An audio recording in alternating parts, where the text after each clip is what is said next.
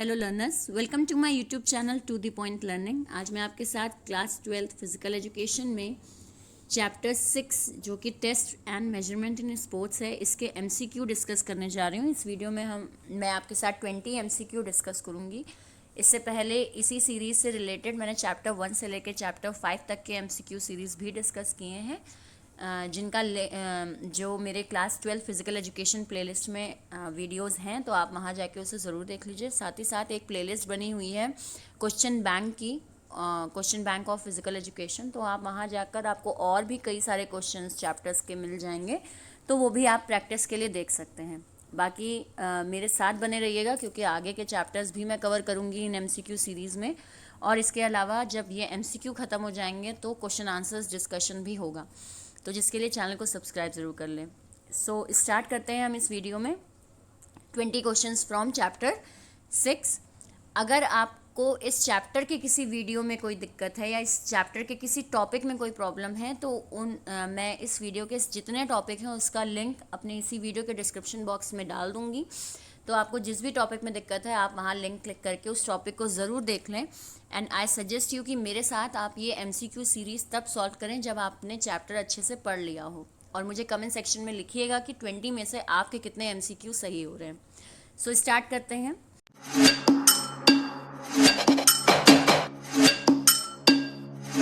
Question number 1 से, senior citizen fitness test, the range of age group is. Senior citizen fitness test जो होता है वो किस एज ग्रुप के लोगों के लिए होता है? सीनियर सिटीजन है तो मतलब कि ओल्ड एज लोगों के लिए है, लेकिन वो एज क्राइटेरिया क्या होता है वो आपको बताना है। 60 to 94, 55 to 79, 95 to 65 to 95 या फिर 50 to 90। सो इसमें जो आपका करेक्ट आंसर है वो है 60 to 94 एज ग्रुप के जो लोग होते हैं उनके लिए होता है सीनियर सिटीजन फिटनेस टेस्ट। इसको हम रिकली एंड जोन्स टेस्ट भी कहते हैं। नेक्स्ट आते हैं क्वेश्चन नंबर 2 पे। Match the following. आपको एक तरफ दिए हैं अलग अलग टेस्ट और दूसरी तरफ दिया है कि उन टेस्ट पर्टिकुलर टेस्ट से क्या फ़ायदा होता है, यानी किस लिए वो टेस्ट होते हैं, उनका पर्पस क्या है। तो इसमें सीधे हम आंसर पे स्विच ओवर करेंगे। जो हमारा करेक्ट आंसर है वो है ऑप्शन ए। तो अब हम ए से इसको लिंकअप करते हैं कि किस तरीके से सही है। सबसे पहले प्लेट टैपिंग टेस्ट किस लिए होता है? तो प्लेट टैपिंग टेस्ट मेजर करता है हमारी speed and coordination of limb movements को। प्लेट टैपिंग टेस्ट ये आपके जूनियर बच्चों के लिए होता है। तो उस केस में दोनों तरफ देखा जाता है कि वो कितनी उनकी स्पीड है प्लेट को टैप करने की, और कोऑर्डिनेशन दोनों हाथों के बीच कितना अच्छा है ये देखा जाता है। नेक्स्ट है पुशअप। पुशअप का करेक्ट आपका लिंक जो है वो है first one, upper body strength endurance of boys. Upper body strength देखी जाती है, यानी मस्कुलर पावर पुशअप्स में देखी जाती है कि कितनी है। नेक्स्ट पार्शियल कर्लअप का करेक्ट कॉम्बिनेशन है आपका फोर्थ वन, एब्डोमिनल स्ट्रेंथ, क्योंकि पार्शियल कर्लअप में जनरली मूवमेंट आपके पैर का होता है, एब्डोमिनल एरिया का होता है, कमर के एरिया का होता है, तो एब्डोमिनल स्ट्रेंथ कितनी है वो मेजर होता है। नेक्स्ट है मॉडिफाइड पुशअप। तो मॉडिफाइड पुशअप जो है उसका करेक्ट आंसर, करेक्ट कॉम्बिनेशन है upper body strength endurance of girls. Modified push up जो होते हैं वो जैसे पुशअप होते हैं बॉयज़ के लिए और मॉडिफाइड पुशअप्स होती हैं गर्ल्स के लिए।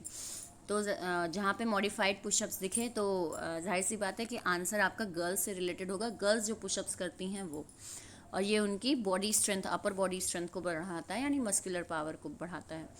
सो correct answer is A option. Next आते हैं क्वेश्चन नंबर 3 पर।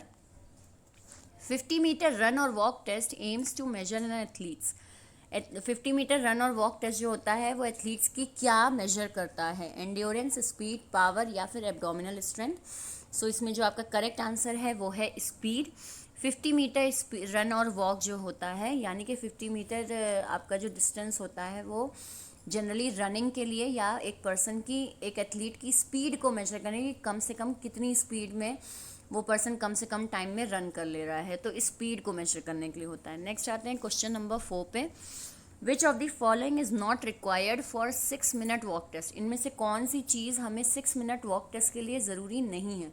6 मिनट वॉक टेस्ट जो होता है वो सीनियर सिटीजन का होता है। इनमें से कौन सा इक्विपमेंट नहीं चाहिए हमें इसमें? Measuring tape, stop watch, chair या फिर रूलर। तो इसमें आप जब आपका जो करेक्ट आंसर होगा वो रूलर।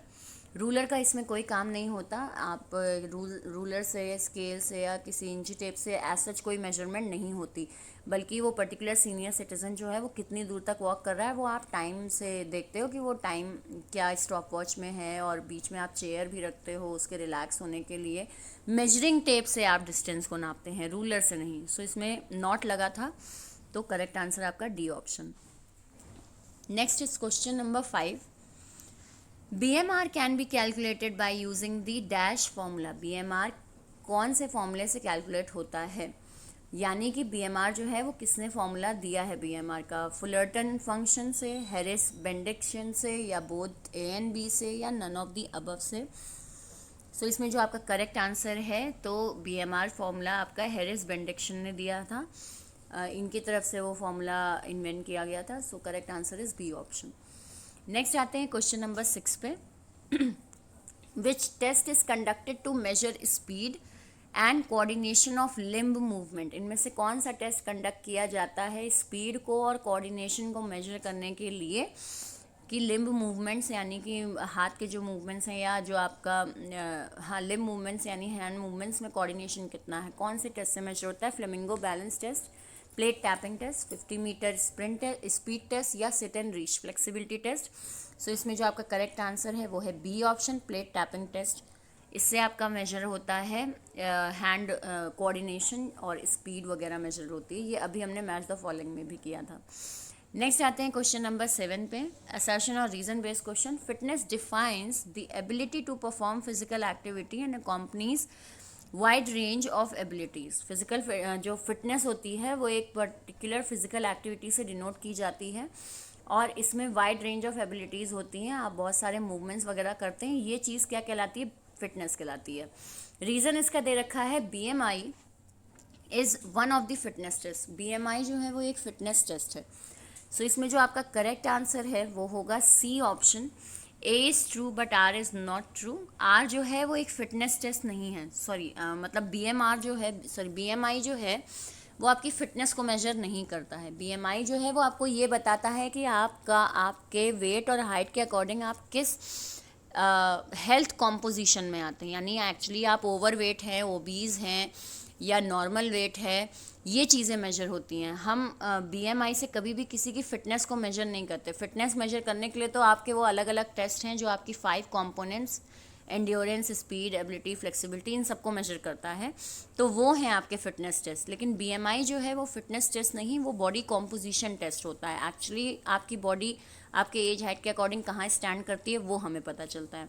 सो इसीलिए R जो दे रखा है वो स्टेटमेंट ही गलत है, बट A जो दिया है फिटनेस की डेफिनेशन दे रखी है, ये बिल्कुल सही है अपनी जगह। नेक्स्ट आते हैं क्वेश्चन नंबर 8 पे। अगेन मैच द फॉलोइंग से रिलेटेड, यहाँ पे आपको टेस्ट दिए हैं और उन टेस्ट का पर्पस क्या है वो आपको दिया है।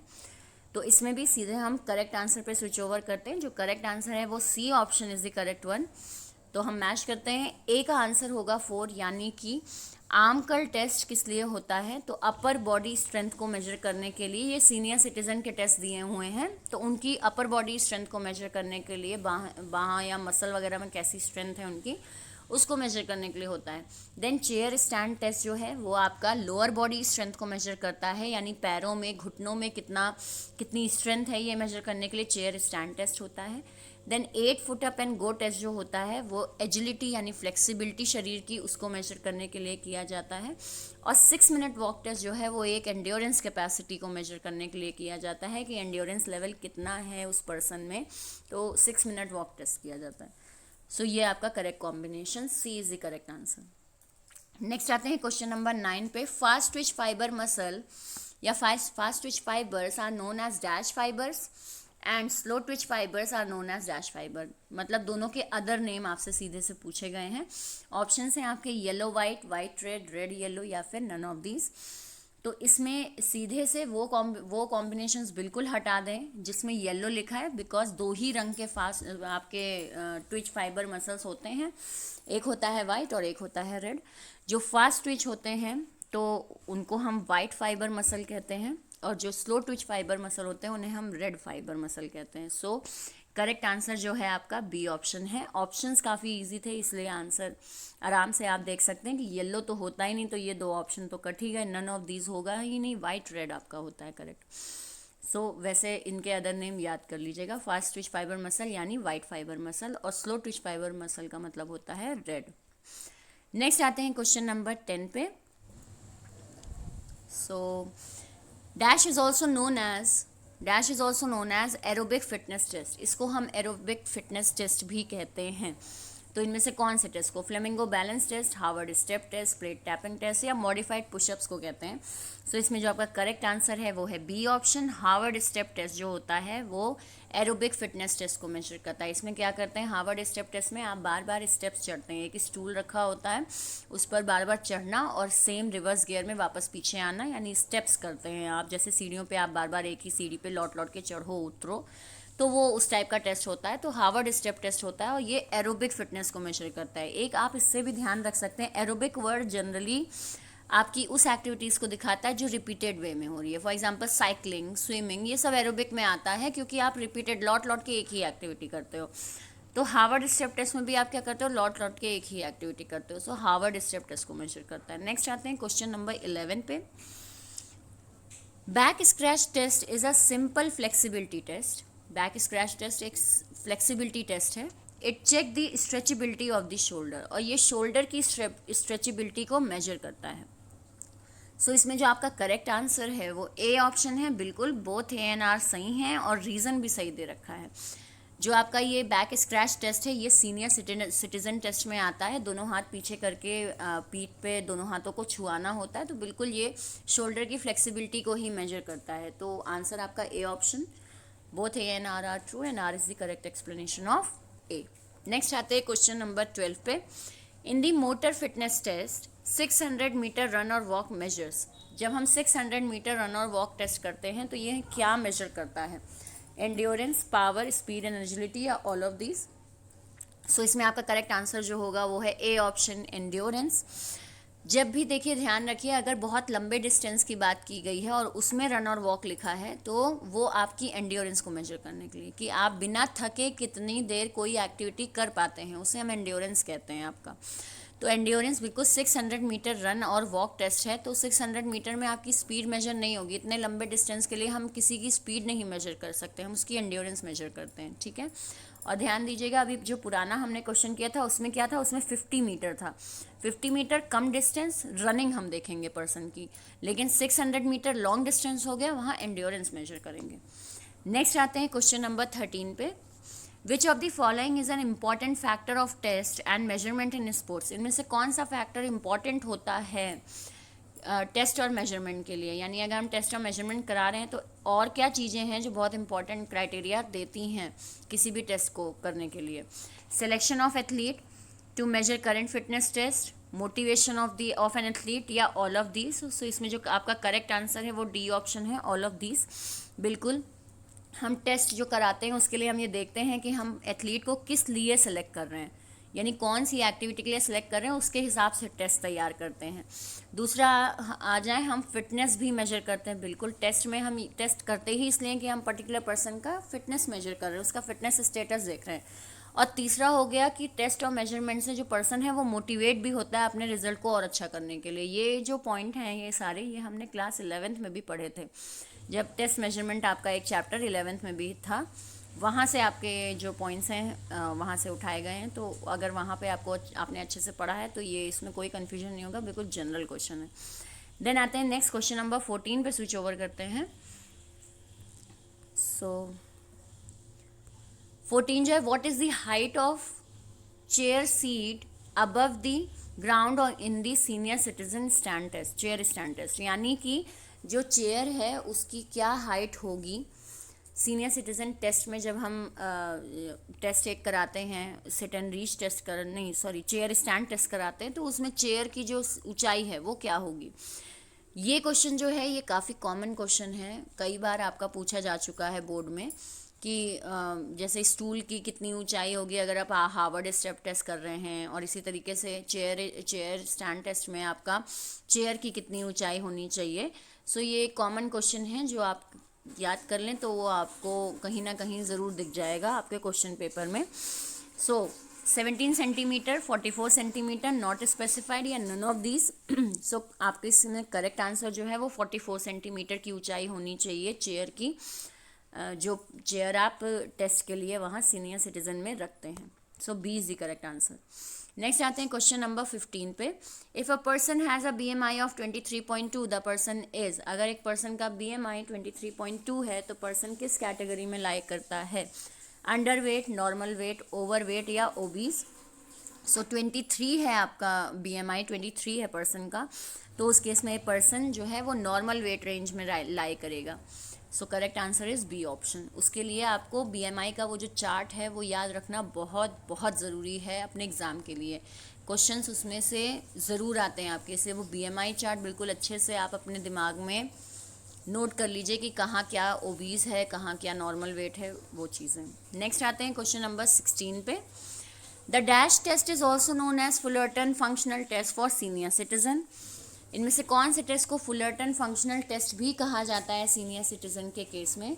सो इसमें Rikli and Jones test, sit and reach test, abdominal partial curl up या 50 मीटर स्पीड। सो इसमें जो आपका करेक्ट आंसर है वो रिकली एंड जोन्स टेस्ट है। सीनियर सिटीजन टेस्ट को हम रिकली एंड जोन्स टेस्ट भी कहते हैं और फुलरटन फंक्शनल टेस्ट भी कहते हैं। नेक्स्ट आते हैं क्वेश्चन नंबर 17 पे। Which of the following abilities of the athlete is tested by the modified push up test. अगर एथलीट मॉडिफाइड पुशअप्स टेस्ट कर रहा है तो वो उसकी बॉडी को क्या मेजर कर रहा है, यानी क्यों वो टेस्ट कराया जा रहा है, उसका पर्पस क्या है? Speed and agility, upper body strength, endurance या फिर पावर। सो इसमें जो आपका करेक्ट आंसर है वो है B option. Upper body strength को मेजर करने के लिए मॉडिफाइड पुशअप्स करवाए जाते हैं और मॉडिफाइड पुशअप्स गर्ल्स के होते हैं, पुशअप्स जो होते हैं वो बॉयज़ के होते हैं। क्या मेजर करते हैं? Upper body muscular power measure करने के लिए होते हैं। नेक्स्ट आते हैं क्वेश्चन नंबर 18 पे। Which test is suitable for senior citizen to assess their upper body flexibility.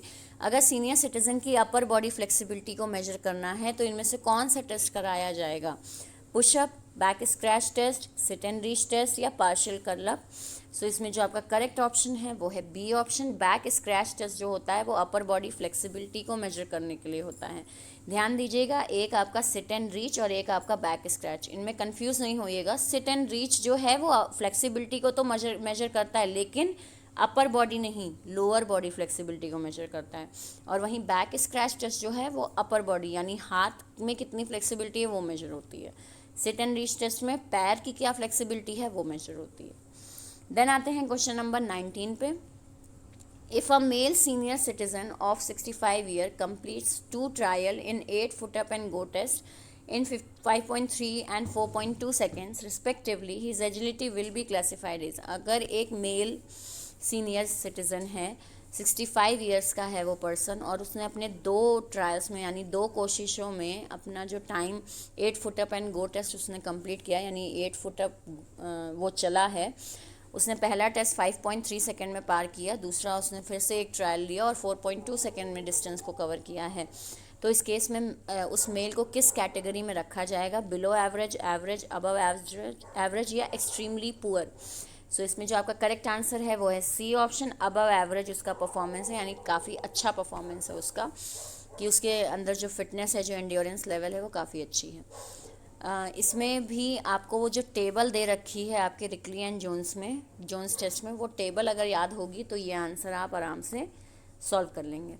Next आते हैं क्वेश्चन नंबर 20 पे। The 6 minute walk test for senior citizen measures. जो 6 मिनट वॉक टेस्ट होता है वो सीनियर सिटीजन की क्या मेजर करता है? Overall physical fitness, walking fitness, lower body fitness या none of the above. So इसमें जो आपका करेक्ट आंसर है वो है D option, none of the above. इनमें से किसी भी चीज़ को मेजर नहीं करता है। करेक्ट आंसर जो इसमें होना चाहिए था वो है एरोबिक एंड्योरेंस को मेजर करता है आपका 6 मिनट वॉक टेस्ट की। पर्सन में चलने की जो एक क्षमता है वो कितनी है, तो एरोबिक एंड्योरेंस करेक्ट आंसर होना चाहिए था, जो कि इन तीनों ही ऑप्शन में कहीं नहीं है। सो नन ऑफ दीज आंसर। तो आई होप आपको ये 20 क्वेश्चंस अच्छे से क्लियर हुए हों। अगर आपको कहीं कोई भी डाउट है तो कमेंट सेक्शन में ज़रूर लिखें। साथ ही साथ मुझे ये भी बताएं कि आपके कितने MCQ सही हुए हैं out of 20 in comment section. और अगर वीडियो समझ में आया हो, पसंद आया हो तो लाइक का बटन ज़रूर क्लिक करें, साथ ही साथ सब्सक्राइब कर लें ताकि आप बाकी जितने मैं रिवीजन के वीडियोस डाल रही हूँ वो भी आप देख सकें। So thank you and have a nice day.